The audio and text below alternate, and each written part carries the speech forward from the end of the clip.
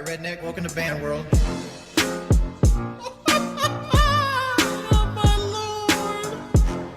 Big up Liquid Richard. Perma-ban his bitch ass. Seriously, fuck you. If you continue to say Richard, whether you're a sub or not, I'm just going to get ready for you for 24 hours. I'm banning anybody trying to give me advice. Alright, ban everybody. What's up, everybody? How you guys doing? He did hit me one time, but it's hard to tell. Like in the beginning of the second round when he rushed me, he got me like right here, but there was nothing on it. Like it felt like somebody touched my face. I know beating Boogie is no real win, but I was actually surprised people thought I couldn't beat Boogie. I'm like, because every time a poll came up, they had Boogie winning over me. I'm like, really? Well, I initially went into the fight, was trying to let him be aggressive, but like he just wouldn't do it. Like he actually was like telling me to come on and shit. I'm like, okay. And honestly, like I always said, I outworked Boogie. Like Boogie was over here showing what he was doing, and I knew going into it, like Boogie had no chance.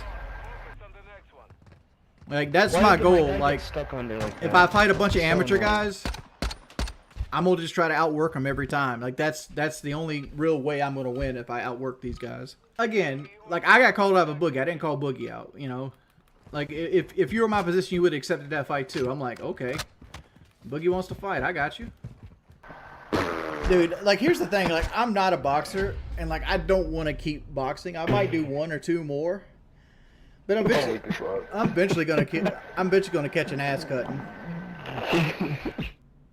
The thing is, you guys asked me to fight people like Blade and like all these other dudes. Like, I guarantee you, I got better form and I can hit harder than they can. But like, dude, they would just outlast me. Oh, I plan on losing the weight, dude. I'm tired of being like watching that documentary Keemstar put out on me. Made me realize how big of a waste of space I was, dude. Like, it's almost shameful being in the same locker room as some of the like Lewis Nestor and somebody like that. Like, those guys train their whole life, and their whole life is centered around this sport. And here I am, you know, big, fat, cornbread. Like, the thing of fighting with somebody like H3, there's no beef there. And, like, the only problem with, like, getting a fight that has a lot of beef is, like, it would just turn into, like, them pulling out all the troll talking points. I might not show it, but, like, I was worried to death, dude. Like, I thought I was going to gas out and Boogie was going to beat my ass. And, holy shit, dude, you guys are throwing big love again. I don't think people know how impressive your feint into a combo in round one was. Probably my favorite exchange from you in that fight. Dude, Goodman, thank you for recognizing that. Like, I was working on that all the time. Like, I even called it out. Like, I feinted a little too far away because it was a two-punch feint there. You said Jordy didn't even touch him. Just one time. Barely. You know, and, like, I wanted him to move that hand. Like, that hand I wanted to move over here. And, like, I got the feint to move over here, and I threw that big Superman punch. But I knew I was safe with the Superman punch. I know it was like not proper form, but I just put all my weight into it. And then I was actually able to combo off of it.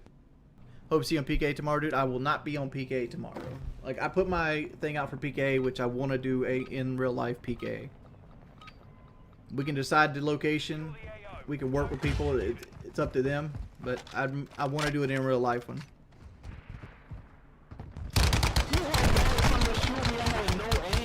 Dog, you got a headshot. Chill out. Come on. Bring yourself down to the world.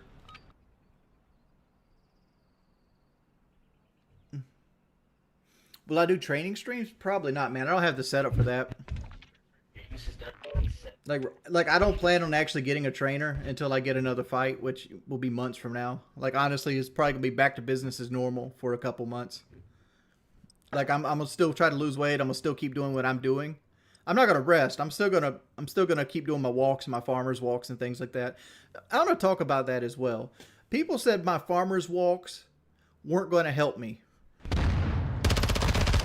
But like here's Rocco right here.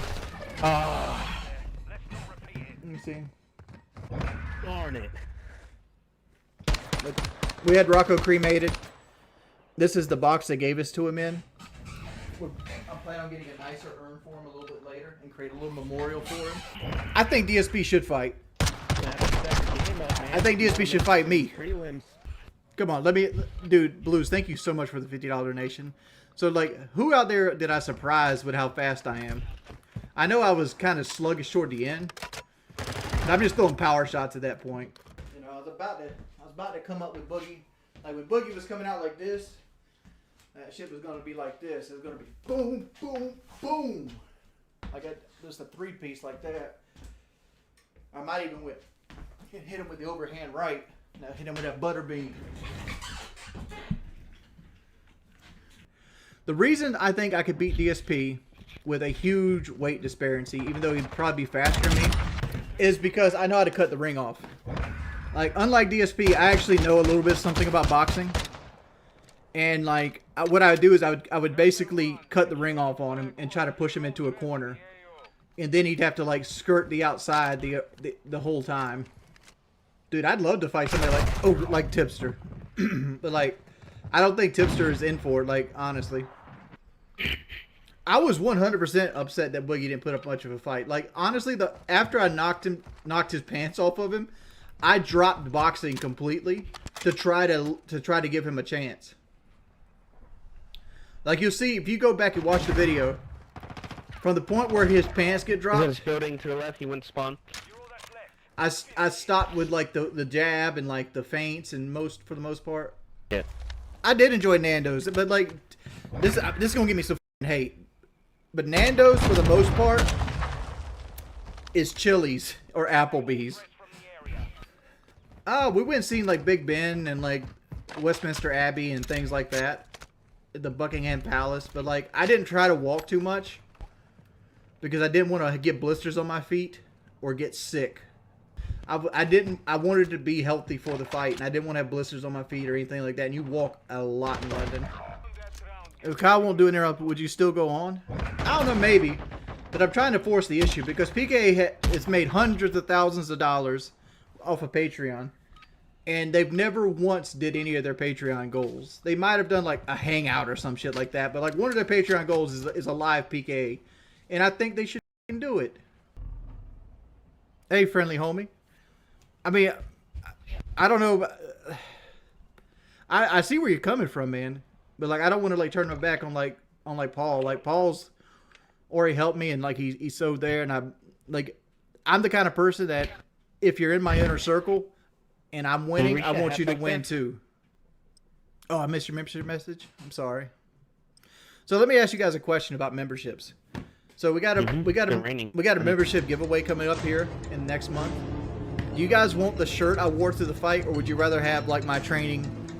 Or would you rather me give away 2 separate, like, training hand wraps?